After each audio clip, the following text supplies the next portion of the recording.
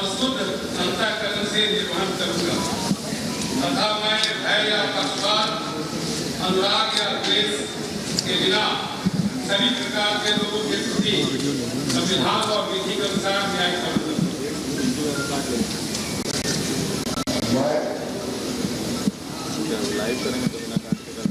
मैं तारकिशोर प्रसाद ईश्वर की शपथ लेता हूँ कि जो विषय बिहार राज्य के मंत्री के रूप में मेरे विचार के लिए लाया जाएगा वह मुझे ज्ञात होगा, उसे किसी भी व्यक्ति या व्यक्तियों को तब के सिवाय जबकि ऐसे मंत्री के रूप में अपने कर्तव्यों के सम्यक निर्वहन के लिए ऐसा करना अपेक्षित हो, मैं प्रत्यक्ष अथवा अप्रत्यक्ष रूप से संसूचित या प्रकट नहीं करूंगा। आप कहीं ना कहीं देख सकते हैं कि ये जो ईबीसी वोट में साधने की कोशिश की जा रही है और साथ में एक ऐसे चेहरे को मौका दिया जा रहा है जो कम से कम 20 से 30 साल संगठन में उन्होंने अपना टाइम स्पेंड किया है। और बीजेपी की ये खासियत रही है जब से बीजेपी अलग अलग स्टेट्स में सत्ता में आई है कि एक ऐसे फेस को ये लोग मौका दें वो जो ज़मीन से जुड़ा हो, जो बहुत ग्लैमरस नहीं हो पर कार्यकर्ताओं में उसकी पेट काफ़ी हो। सुचारिता, अब लग रहा है कि नीतीश कुमार अब शपथ लेना। सुचारिता, और जैसा आपने कहा कि 80 के दशक से वो सक्रिय रहे हैं राजनीति में, बिहार की राजनीति में, और इसीलिए बीजेपी अपने उन चेहरों को मंत्रिमंडल में जगह दे रही है जो काफ़ी समय से जुड़े रहे हैं बिहार की राजनीति से, और उनमें एक बहुत बड़ा नाम तारकिशोर प्रसाद का है। और शपथ ग्रहण की है तारकिशोर प्रसाद ने, कटिहार से विधायक, जैसा मैंने कहा, और बीजेपी कोटे के सबसे प्रमुख चेहरा आज जो शपथ ग्रहण कर रहे हैं विधायक, उनमें ये तस्वीरें हम आपको दिखा रहे हैं। तारकिशोर जो कि व्यापारी संगठन में खासी पैठ है तारकिशोर की, इसके अलावा बीजेपी में भी मजबूत नेताओं में गिने जाते हैं। लेकिन एक बड़ी चीज ये है कि तारकिशोर हो या रेणु देवी हो, प्रदीप, इनका कैलकुलेशन बीजेपी ने भावी सियासत के लिहाज से किया है। बिल्कुल सुहेल, और जैसे कि तस्वीरें दर्शा रही है कि ये बिहार की बीजेपी और एनडीए की बदली हुई राजनीति की तस्वीर है। 5 साल पहले कोई नहीं ये सोच सकता था कि 2 डेप्यूटी सीएम के साथ बीजेपी जाएगी।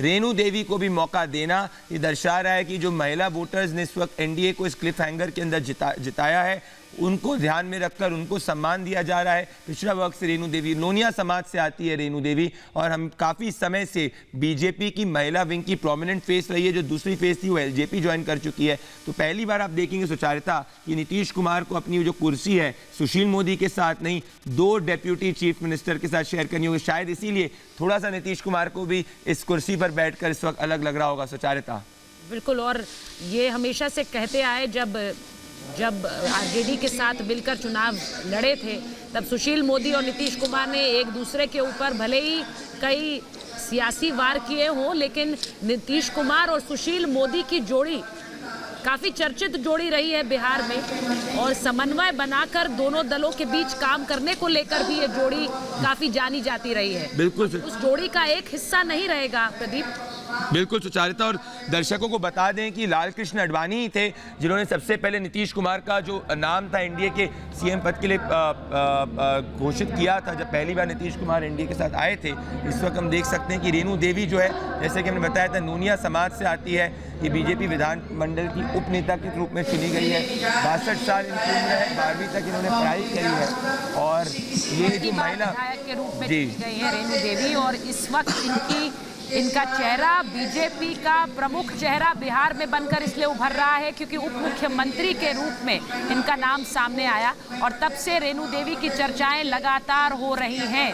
पहले मंत्री रह चुकी हैं रेणु देवी नीतीश कुमार की सरकार में। और सुचारिता, एक और देखने की बात दिलचस्प ये है कि 2005 में ये खेल मंत्री भी रह चुकी थी, और सबसे मुख्य बात ये है कि क्योंकि इस बार महिला वोटर्स ने इस क्लिफ हैंगर के अंदर बीजेपी को जिताया है, और क्योंकि महिला वोटर्स ने, जैसे कि प्रधानमंत्री नरेंद्र मोदी ने भी उनको स्पेशली धन्यवाद किया था, और सबसे ज़्यादा जेडीयू और बीजेपी को उन्होंने समर्थन किया है, और नीतीश कुमार की हर स्पीच में महिलाओं का जिक्र भी था सोहेल। ये इसी कारण मुझे लग रहा है कि रेणु देवी को उप मुख्यमंत्री देना ये बिहार राजनीति में बहुत बड़ा संकेत जा रहा है। और ये आपने बड़ी बात कही है, क्योंकि बार बार ये कहते रहे बिहार के साइलेंट वोटर, बिहार की महिला वोटर वो बीजेपी के पक्ष में खड़ी रही है, और इसीलिए रेणु देवी का चुना जाना बतौर बिहार की सत्ता में उप मुख्यमंत्री के पद के लिए ये दिखाता है कि बिहार की उस महिला वोटर को शुक्रिया कह रही है बीजेपी, जिसने दामन नहीं छोड़ा है और घर से निकलकर बीजेपी को वोट दिया है। बिल्कुल, और दोस्तों ये बहुत इंपॉर्टेंट डेवलपमेंट है, क्योंकि रेणु देवी का उप मुख्यमंत्री बनना ये दर्शा रहा है कि जो पावर शेयरिंग है, पहली बार ऐसा हो रहा है दर्शकों कि जितने भी डिसीजंस एनडीए के अंदर लिए जा रहे हैं उसमें ज़्यादा रोल बीजेपी का है, कम रोल नीतीश कुमार का है। बीजेपी सिंगल लार्जेस्ट पार्टी के रूप में उभरी है, एनडीए के अंदर भी सीनियर पार्टनर है जो पहले की जेडीयू हुआ करती थी, और इसीलिए 2 deputy chief minister, Renu Devi जो नोनिया समाज से आती है, 2005 में खेल मंत्री थी, बीजेपी की राष्ट्रीय उपाध्यक्ष रह चुकी हैं, बीजेपी की महिला विंग की भी इन्होंने काफ़ी बड़ी जिम्मेदारी निभाई है, विधानमंडल की है, 4 बार एमएलए रह चुकी है। तो सुचारिता अगर हम देखें कि ये नाम इतने मीडिया में नहीं दिखते हैं, पर इनके कार्यकर्ताओं के अंदर और ज़मीनी राजनीति के अंदर सबसे बड़ी पैंट भी है, पकड़ भी है, और शायद यही बीजेपी के अंदर हम हर स्टेट के अंदर ट्रांसफॉर्मेशन हमें देखने को मिल रहा है। सुचारिता, सोहेल।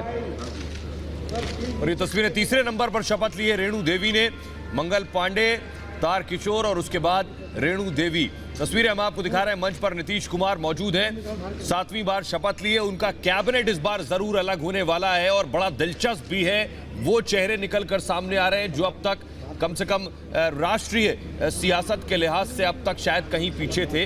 उनमें तार किशोर और रेणु देवी सबसे आगे माना जा सकते हैं। विजय चौधरी को आप देख रहे हैं जो शपथ लेने पे पहुंचे हैं, बिहार के जल संसाधन मंत्री रह चुके हैं विजय चौधरी, और बिहार में भूमिहार समुदाय के बड़े नेता हैं। समस्तीपुर के सराय रंजन से 6 बार एमएलए रहे हैं। और ये सोहेल, ये पहले कांग्रेस में थे और बिहार के जल संसाधन मंत्री भी रह चुके हैं। और मुख्य बात यह है सोहेल कि विजय चौधरी का बनना, ये बिहार में जो भूमिहार कास्ट है, कई बार हमने देखा था इस वक्त चुनाव में कि भूमिहार जो है कई बेगूसराय के इलाकों के अंदर थोड़ा बहुत गठबंधन की तरफ शिफ्ट हुआ था, तो उनको वापस से अपनी तरफ रखने के लिए ये कदम लिया गया है। और ये बिहार में अगड़ी जाति के बहुत बड़े नेता हैं, और भूमिहार कहा जाता है सुचारिता की कैंडिडेट देख के वोट करते हैं, तो शायद ये रिप्रेजेंटेशन भूमिहार को ध्यान में रखकर दिया जा रहा है। सुचारिता, लंबी सियासी पारी रही है विजय चौधरी की, क्योंकि 6 बार विधानसभा का चुनाव जीत कर आए हैं और विधानसभा अध्यक्ष भी रह चुके हैं विजय चौधरी, और 6 बार की सियासी पारी यानी अपने आप में दिखाती है कि एक लंबा राजनीतिक सफर बीजेपी की तरफ से बिहार में रहा है विजय चौधरी का। विधानसभा अध्यक्ष रह चुके हैं और समस्तीपुर के सराय रंजन से चुनाव जीत कर आए हैं। बिहार के जल संसाधन मंत्री भी रह चुके हैं, यानी कि रेणु देवी, विजय चौधरी, ये वो चेहरे हैं जो बिहार में मंत्री मंडल में शामिल हो चुके हैं। एक बार फिर इन्हें मौका मिल रहा है और एक बार फिर नीतीश कुमार की सरकार में नीतीश कुमार के करीबी भी माने जाते हैं और अगली जाति से आते हैं। बिल्कुल सोहेल, और अगर याद है दर्शकों को कि नीतीश कुमार की जो स्कीम रही है घर घर नल, हर घर नल जो है, उसमें विजय चौधरी ने काफ़ी अहम भूमिका भी निभाई थी, तो ये काफ़ी इंपॉर्टेंट डेवलपमेंट है। और एक तस्वीर अगर आप देखेंगे सुचारिता, तो मैं वापस से कह रहा हूँ कि ये तस्वीर बिहार की राजनीति में हमें 15 साल में नहीं देखने को मिली थी, क्योंकि नीतीश कुमार के साथ में 2 डेप्यूटी सीएम हैं, और ये पहली बार ऐसा हो रहा है कि एक महिला डेप्यूटी चीफ मिनिस्टर को एनडीए मौका दे रही है। तो ये मुझे लग रहा है कि 2024 में, ये 2024 की तरफ ऐसे भी देख रहे हैं प्रदीप, क्या कि ये माना जाता है नीतीश कुमार की तरफ महिलाओं का ज्यादा एक अट्रैक्शन रहा है वोटिंग के लिहाज से भी। बिल्कुल सोहेल, और इस वक्त जो महिलाएं हैं उन्होंने ही नीतीश कुमार और नरेंद्र मोदी की जोड़ी को जिताया है, जो प्रधानमंत्री नरेंद्र मोदी ने अपनी स्पीच में भी जिक्र किया था। क्योंकि अगर वोटिंग का डेटा देखेंगे तो युवाओं का जो वोट है उतना नहीं गया एनडीए के प्रति। और अगर इस तस्वीरों में देखेंगे तो अमित शाह जो है, अभी हम लोग उसके पहले देख रहे थे, बिल्कुल सबसे आगे बैठे हुए हैं, उसके जस्ट पीछे भूपेंद्र यादव बैठे। तो चाहे तो इस बार भूपेंद्र यादव का भी रोल काफी क्रिटिकल रहा है ये पूरे गठबंधन को साथ में रखने का, और कहीं ना कहीं वो एक बीजेपी के बहुत प्रोमिनेंट स्ट्रैटेजिस्ट के रूप में भी उभरे हैं। स्ट्रैटेजिस्ट, बिल्कुल बिहार की राजनीति में भूपेंद्र यादव बहुत बड़े स्ट्रैटेजिस्ट के रूप में उभरे हैं और अमित शाह के बहुत करीबी माने जाते हैं। अगर आप अमित शाह को, देश के गृह मंत्री को, शुरू से एक चाणक्य के रूप में देखते आए हैं, बीजेपी के स्ट्रैटेजिस्ट के रूप में, तो बिहार में उस रोल को निभाया है भूपेंद्र यादव ने। प्रदीप, बिल्कुल बिल्कुल सही कह रही सुचारिता दर्शकों। और एक और चीज बता दें कि विजेंद्र यादव जो है वो पिछली मंत्री में, पिछले सरकार के अंदर ऊर्जा मंत्री रह चुके थे और अब उनको नीतीश सरकार के अंदर उनको भी मंत्री बनाया गया है। सुपौल से लगातार 1990 से विधायक हैं और ये जेपी आंदोलन में भी राजनीति किया करते थे। जेडीयू के काफ़ी बड़े नेता हैं और ये यादव समुदाय से आते हैं। तो ये सोहेल, ये बहुत इंपॉर्टेंट है कि बीजेपी एक तरफ नित्यानंद राय को आगे प्रमोट कर रही है, वहीं जेडीयू भी यादवों को मौका दे रही है। और इस वक्त जितने यादव को टिकट दिया गया था उतने यादवों को पिछली बार टिकट नहीं दिया गया था। तो कहीं ना कहीं जो तेजस्वी यादव का बेस वोट रहा है एम/, उसमें सेंध लगाने की एक रणनीति की शुरुआत हो गई है 2024 के पहले। तो ये दर्शक जो देख रहे हैं, विजेंद्र यादव 1990 से जेपी आंदोलन में ये राजनीति में नीतीश कुमार के काफी करीबी हैं, क्योंकि नीतीश ने भी अपनी राजनीति जो है सोहेल वो जेपी आंदोलन से शुरू करी थी। सोहेल, बिहार में बिजली व्यवस्था को सुधारा है क्योंकि ऊर्जा मंत्री रहे हैं, सुपौल से आते हैं। तस्वीरें हम आपको दिखा रहे हैं। बिहार में बिजली व्यवस्था, यानी बिहार के लिए कहा जाता था कि बिजली कुछ घंटे ही आती है, उसको दुरुस्त किया है विजेंद्र यादव ने। यानी ऊर्जा के क्षेत्र में बड़ा काम किया है जेडीयू के बड़े नेता। और बड़ी चीज जो बात प्रदीप कह रहे थे कि यादव समुदाय में खासा दबदबा है विजेंद्र यादव का। 1990 से लगातार सुपौल से विधायक रहे हैं विजेंद्र यादव। 8वीं पारी है ये, बतौर विधायक 8वीं पारी है विजेंद्र यादव की। और लगातार बीजेपी से जुड़े रहे विजेंद्र यादव 8वीं बार विधायक चुने गए हैं सुपौल से। और जैसा सोहेल ने कहा कि ऊर्जा मंत्री रहे पिछली सरकार में, बिजली व्यवस्था में सुधार में एक बड़ी भूमिका रही है। और सुपौल से 1990 से लगातार चुनाव जीतते आ रहे हैं विजेंद्र यादव। बिल्कुल सुचारिता, और दर्शकों को एक चीज़ और देखनी चाहिए कि अभी तक जितने भी मंत्री हम लोग देख रहे हैं कि जिनको पद मिले हैं, वो काफ़ी 4 बार एमएलए, 5 बार एमएलए, 6 बार रह चुके हैं। तो अभी फर्स्ट टाइम एमएलए को अभी तक हमने नहीं देखा है कि कोई बड़ा मंत्री पद दिया गया है। तो ये एक इम्पॉर्टेंट डेवलपमेंट है। तो कहीं ना कहीं एक्सपेक्ट किया जा रहा था कि एक जैसे कि बीजेपी ने देखा है 2019 के अंदर काफ़ी युवाओं को मौका दिया था। तो इस वक्त जो हम देख रहे हैं सोहेल कि जो ट्राइड एंड टेस्टेड नेता हैं, जो कम से कम अभी हमने देखा 4 बार एमएलए रह चुके हैं या 5 बार एमएलए रह चुके हैं, उन्हीं को मंत्री पद दिया जा रहा है। विजेंद्र यादव 8 बार विधायक रह चुके हैं। 1990 से लगातार विधायक हैं, सुपौल से विधायक हैं। आप समझ सकते हैं 8 बार विधायक, नीतीश कुमार के करीबी हैं और खासा यादव जाति में खासा उनका दबदबा माना जाता है। और ये तस्वीरें हम आपको दिखा रहे हैं। विजेंद्र यादव ने शपथ पूरी की है और नीतीश कैबिनेट के अब तक आप देख रहे हैं 4 मंत्री शपथ ले चुके हैं। अशोक चौधरी शपथ ले रहे हैं। जेडीयू के कार्यकारी अध्यक्ष हैं अशोक चौधरी। 55 साल के अशोक साल 2000 में पहली बार विधायक बने थे। पहले कांग्रेस में रह चुके हैं अशोक चौधरी। तस्वीरों में आप देख पा रहे हैं नीतीश कैबिनेट के 5वें मंत्री हैं और महादलित समुदाय से आते हैं। बहुत इंपॉर्टेंट है, ये बहुत इंपॉर्टेंट है सुचारिता, कि महादलित जो रहा है इस बार इतना ज्यादा जेडीयू की तरफ वोट नहीं किया है, तो इसीलिए जेडीयू की जो सीट से कंपैरेटिवली कम आई थी।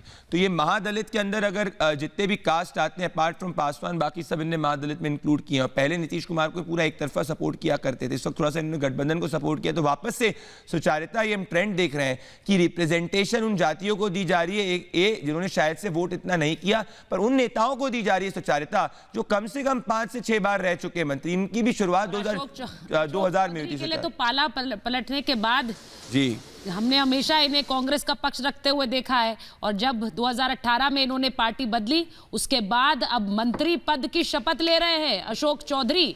नीतीश सरकार में मंत्री इससे पहले भी रहे और अशोक चौधरी 55 साल के अशोक चौधरी कांग्रेस में रह चुके हैं और कांग्रेस की तरफ से काफी बार नीतीश कुमार और जेडीयू पर हमला